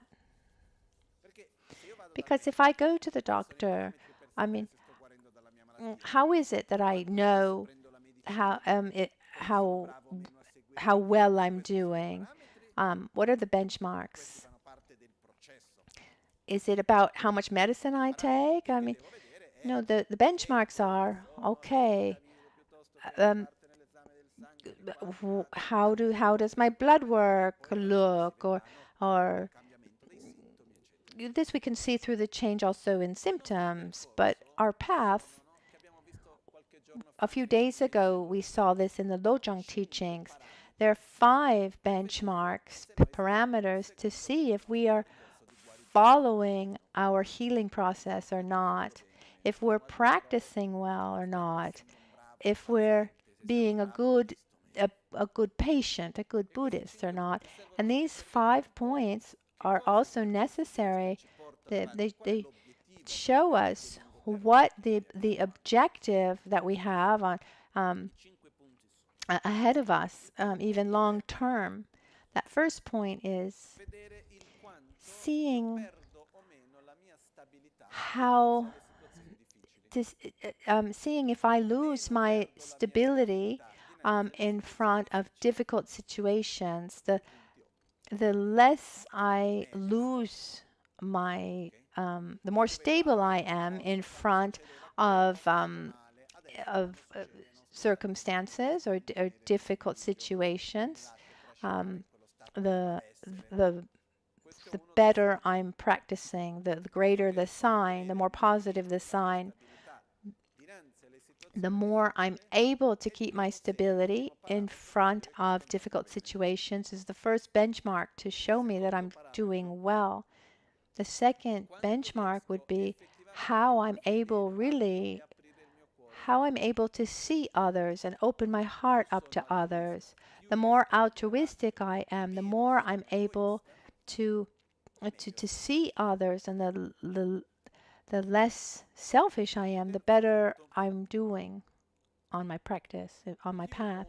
Third point, the regarding my daily conduct, the way I interact with others and society, and also how I interact with the environment, the more virtuous that behavior is, that takes into consideration the common good, um, that is done with an attitude of love and respect and generates a positive interdependence, the better I am doing. The first point, the more I'm able to avoid activities or conduct of body, speech, and mind that generate suffering, so-called negative actions, the better I'm doing. Even if I'm able to avoid the silly things, then that means I'm walking better, and I can avoid unhealthy dynamics and non-virtuous actions. The fifth point, the more I'm able to integrate in my life this process of training, of developing generosity, morality, patience, enthusiastic effort, concentration, and wisdom.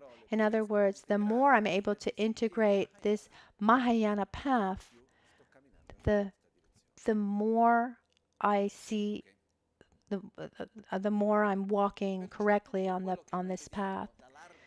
So everything we see, from sacred art to symbolism, sacred music, melodies, mantra recitation, philosophy, meditation, and all the different types and forms of meditation that exist, all of this exists to the service of these 5 parameters. So if we're practicing well, how do I know if my meditation is working? If what I'm doing is going well? I check these.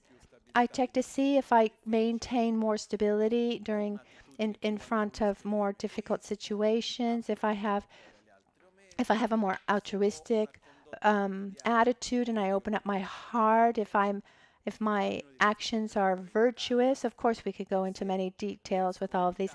If I'm able to avoid non-virtuous actions, and if I'm able to integrate in my life and along my path this development of, if I'm able to integrate the Mahayana path attributes along my path.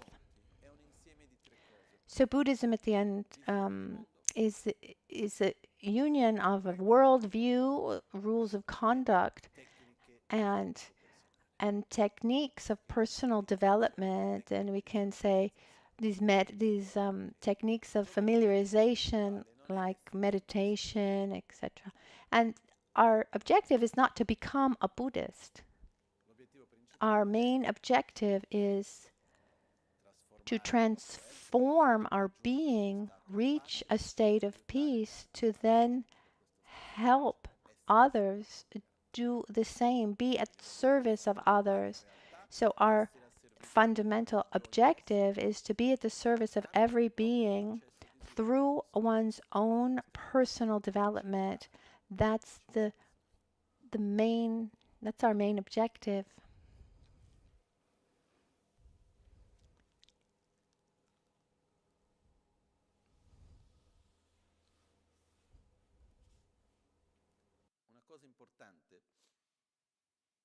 Something important.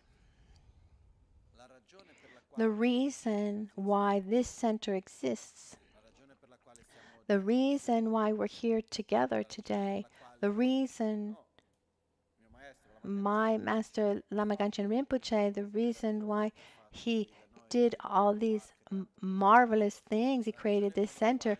The reason why Buddha himself gave all of his teachings that come to us today comes from one reason at the basis, which is the fact that it's strongly believed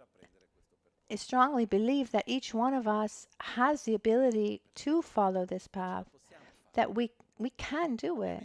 Obviously, it's not something that comes like that. It requires times. It's gradual.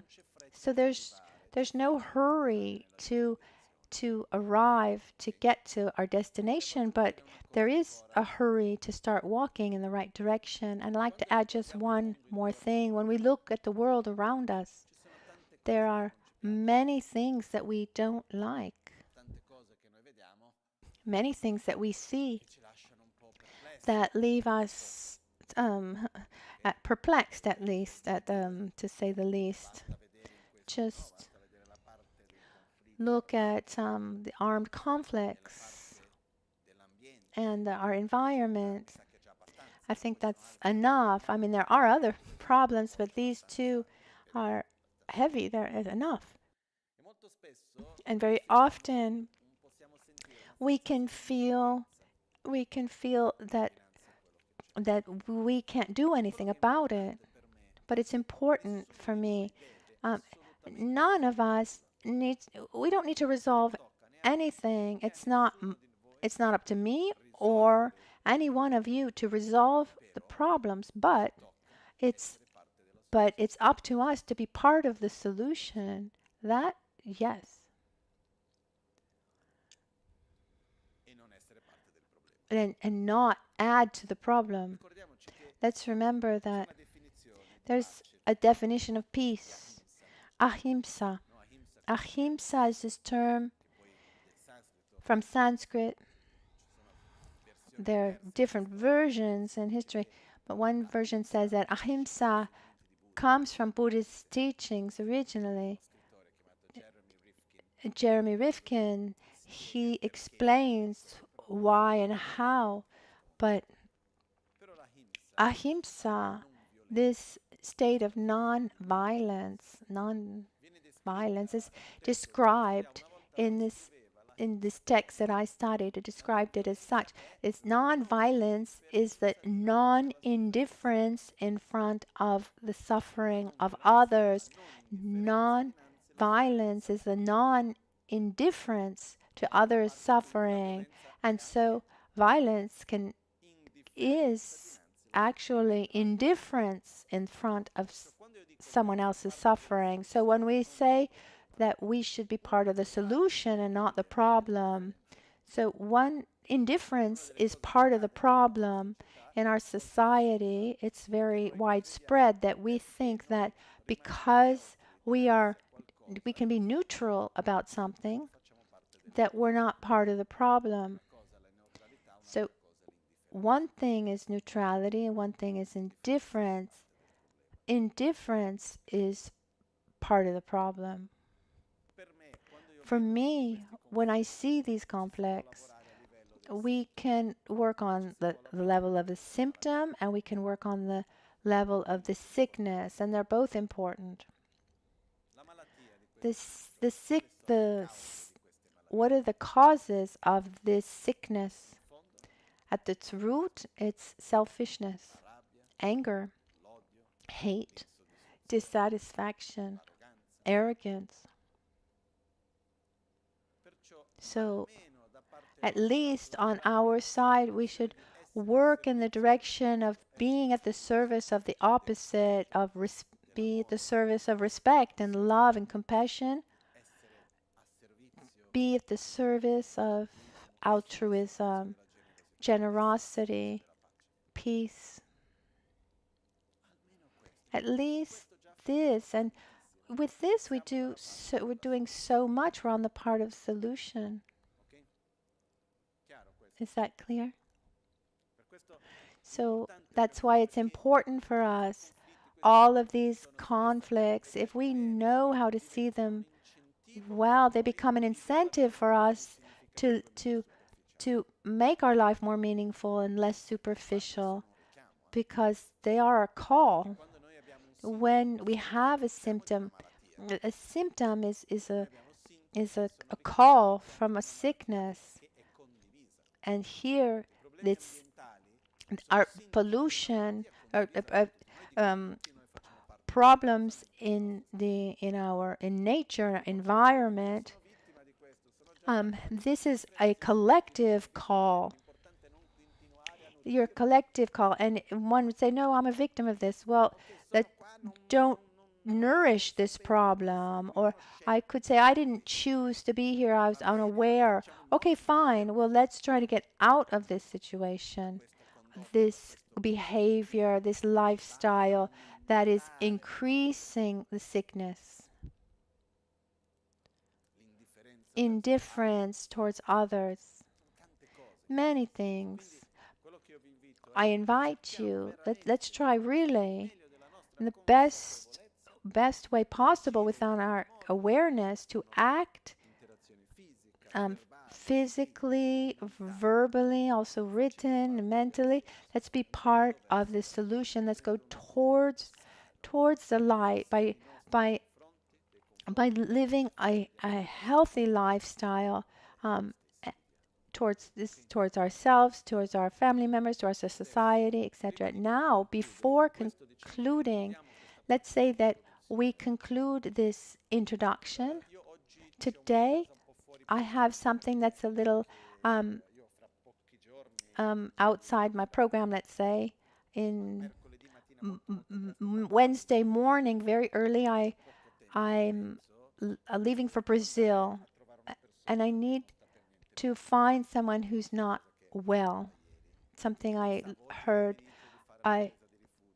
yesterday. I thought that we would be able to also have a refuge in the afternoon, which is not at all possible. Normally, I like explaining it, but the material time, the actual time, is not possible. There are some people who have asked to take refuge, and so we'll do something. For those who understand, you understand. Those who don't, you don't. The essence of refuge is something that takes time. Just in a few words, it's where we formalize our profound commitments to want to integrate the Buddha's teachings as transmitted through this lineage, this tradition, as transmitted through me, that we want to integrate them in every aspect of our lives. And so we rely on a spiritual guide. We rely on a path. We entrust this spiritual path. And this is something that happens within, and in this moment we are formalizing this. One can formally take refuge thousands of times, but if it doesn't happen within, it doesn't happen. In the past, before taking refuge, one should have. It's suggested to wait 12 years before taking refuge. So there's no hurry. It needs to be deep and sincere. Really, one needs to evaluate it well. There's no hurry whatsoever. And I'd like to add also, those of you who are coming here the first time, one of the most beautiful things that I see here in this center, and I saw it also with the children who were here for the winter camp, is that it's a context where those who come here can really be themselves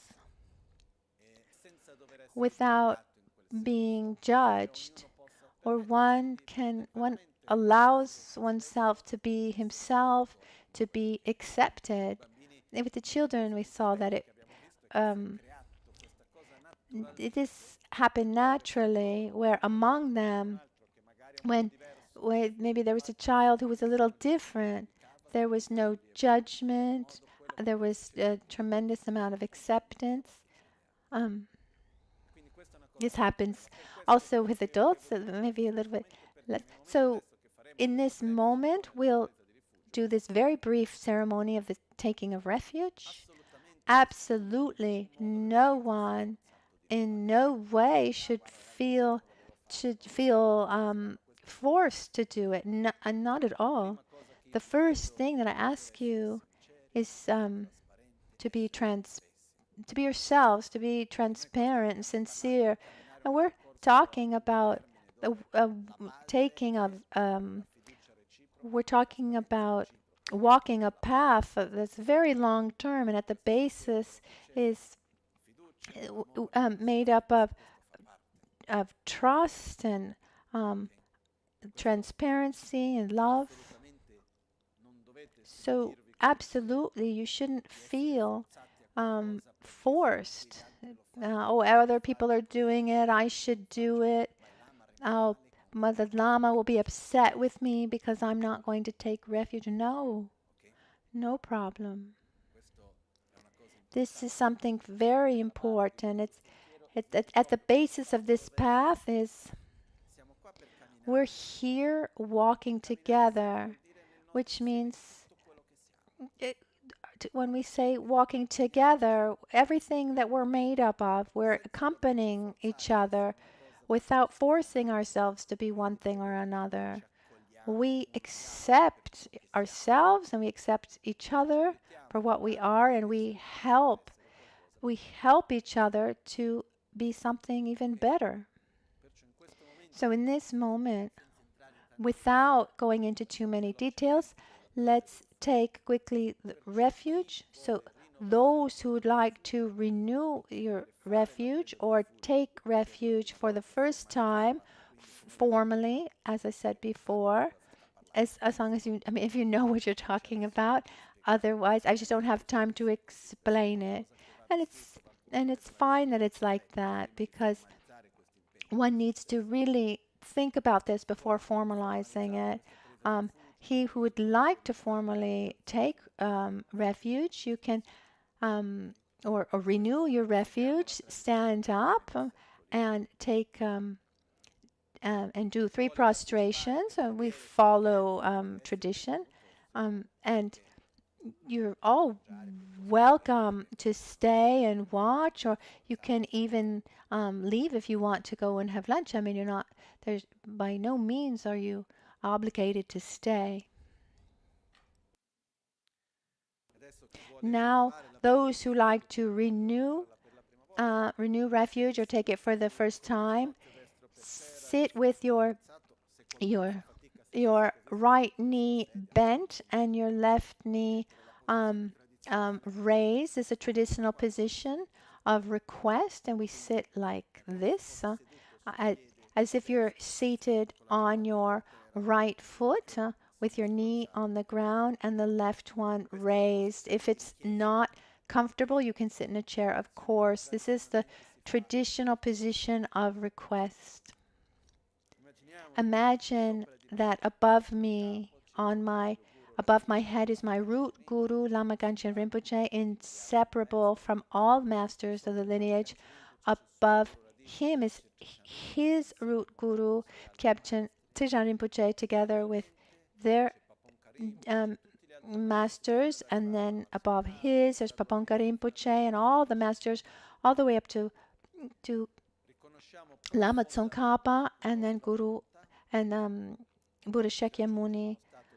We recognize our desire to reach a long-lasting peace, our desire to develop our inner qualities and overcome and eradicate our mental defilements, and a sincere desire to do that so that we can help others do the same. And with this intention, we recognize that the only way we really can help others is by developing our inner qualities and our like love and wisdom, and gradually we walk the bodhisattva path towards enlightenment.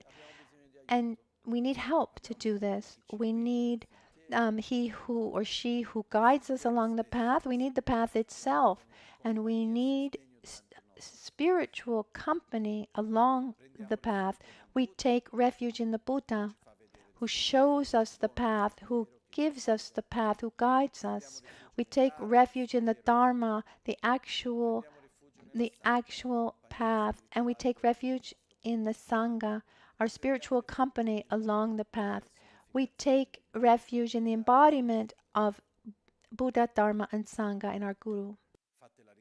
Make the request from the depth of your heart, from my 5 chakras, from my crown, throat, heart, navel, and secret chakra.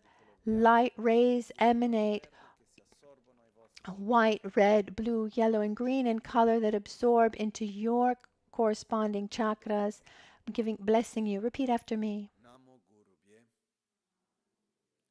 Namo Buddhaya, Namo Dharmaya, Namo Sanghaya.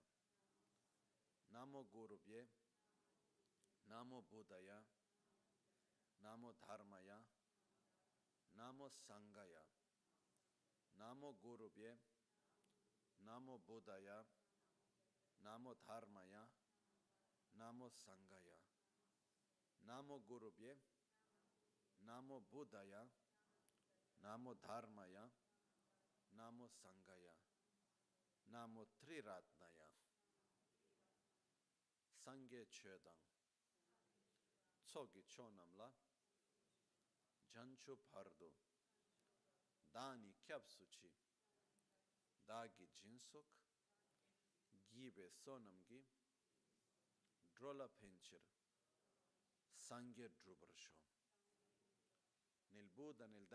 In Buddha, Dharma, and Sangha, and I take refuge until enlightenment with the practice of generosity, morality, patience, enthusiastic effort, concentration, and wisdom. May I obtain Buddhahood for the benefit of all sentient beings. In Buddha, Dharma, and Sangha, I take refuge until enlightenment with the practice of generosity, morality, patience, enthusiastic effort, concentration, and wisdom. May I obtain Buddhahood for the benefit of all sentient beings. Now I ask you, tabnino, which means this is the method, and you answered lexo, which means excellent, and from that moment you formally take the commitment to entrust yourself into Guru, Buddha and Sangha and your own Guru, and to integrate Buddhist teachings and the Mahayana path into all your life. Tabbino lexo. From this moment, the taking of refuge has come about. You can sit normally and let's recite the refuge prayer together.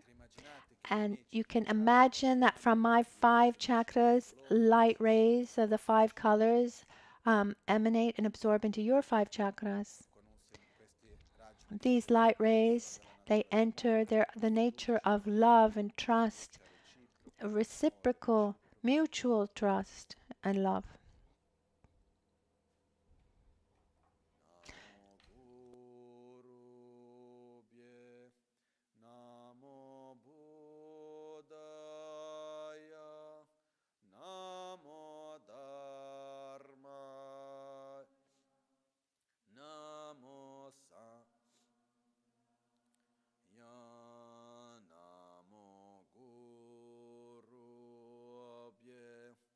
Namo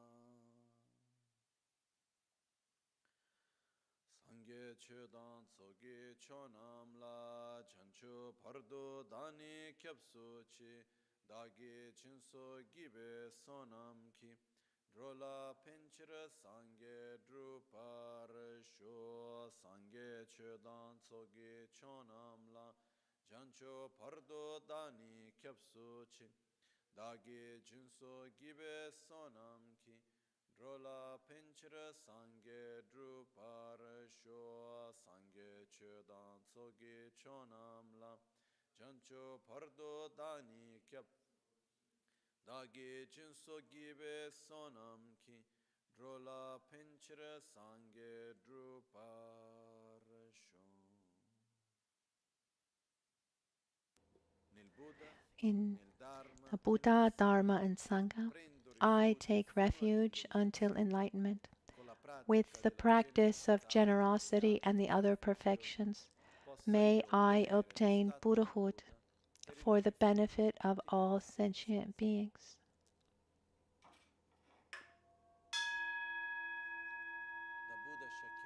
From Buddha Shakyamuni, gradually it dissolves into all the other lineage masters until reaching Lama Ganchen Rinpoche. At my crown, Lama Ganchen Rinpoche descends joyously within my central channel and sits at my heart.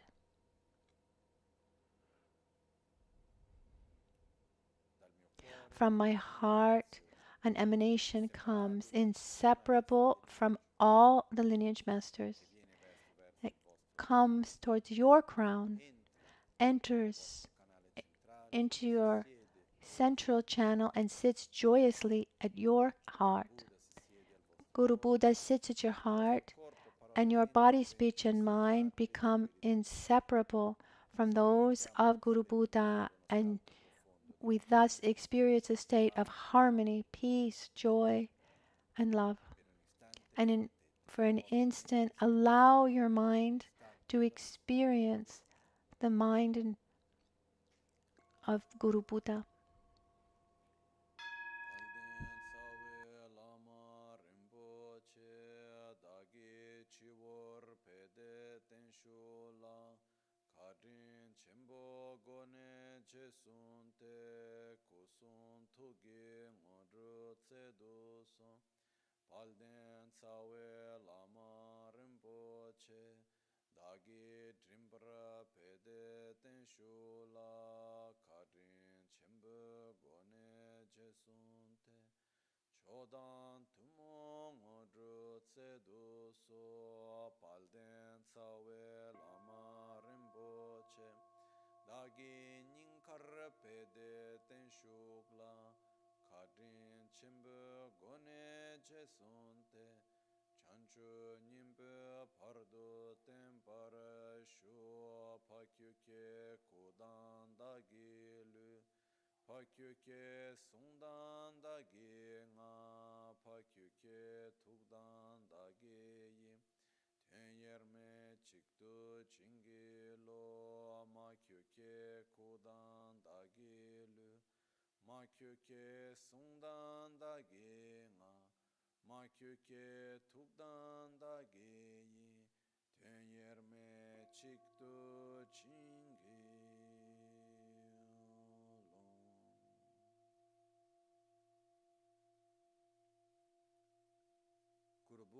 Guru Buddha stays joyously at our heart, accompanying us with the Dharma, with everything we do, everything we say, every thought we have.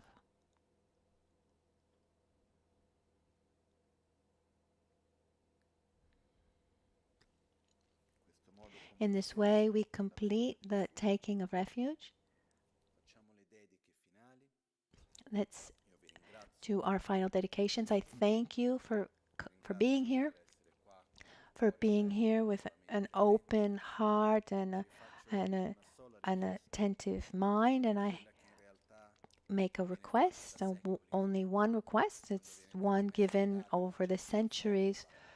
There's actually a formula to make this request in the Dharma, which It is, if there's anything that you found beneficial, do everything you can to put into practice because life goes by quickly.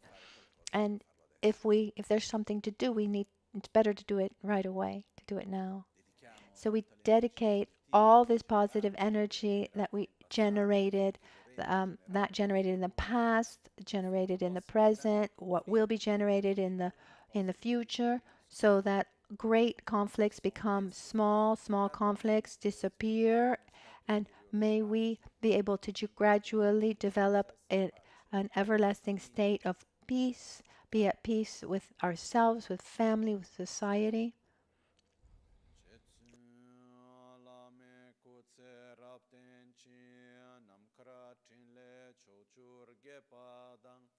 Losan tempe drume sasumgi drove munsela taktu ne gyur chi kewa kuntu yanda lama dang dralme cheki pela longche chin sadan lamge yenten rabzo ne dorje change kopan nyurtoba sho nimo dele tsendele Nime kuyan delek shin ninsen takto delek pe kuncho sumki chingi lop kuncho sumki ngodrubot sol kuncho sumki trashi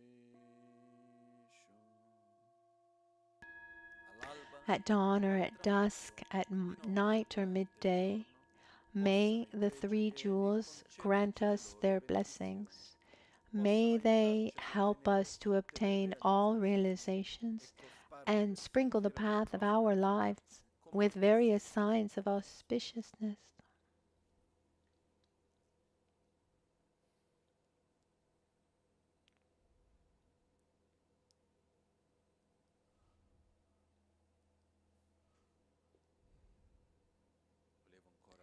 I'd like to thank you all again, not just for today, but all these days that we spent together in this life together. And now, as I said, in 2 days' time, I'm going to Brazil, and I think I arrive back here late on the 5th of February, and then I leave for Nepal on the 8th, I think, and then I'll come back at the beginning of March. As Lama Ganshin say, see you sometimes, see you in every moment, because when the mind and heart go in the same direction, we're always together on a very practical level. Um, this is something that just something new from yesterday for various reasons. I just decided to postpone the trip to Tibet. We we're doing something beautiful that we'll do later. I just tell you now because we had said that maybe we were going to we were thought of doing it in July. Instead, in July, there will be teachings here in July and August. And if there's someone who was deciding, we had to decide between Nepal or Tibet. We won't be going to Tibet this year. I just want to say this because there's this suspense for the summer trip to Tibet. It will come, but not this year. Planning it for next year.